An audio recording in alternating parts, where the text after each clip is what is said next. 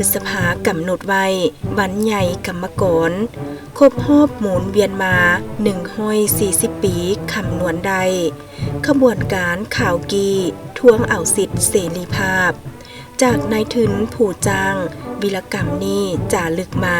กลุ่มบริษัทลาวโทรคมมือนี้นโยบายสั่งผันขยาย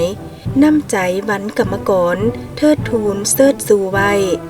วิสาการหันห้าวบริหารกาแกนสามัคคีหัดแน่นบริหารได้ให้ด้วยใจ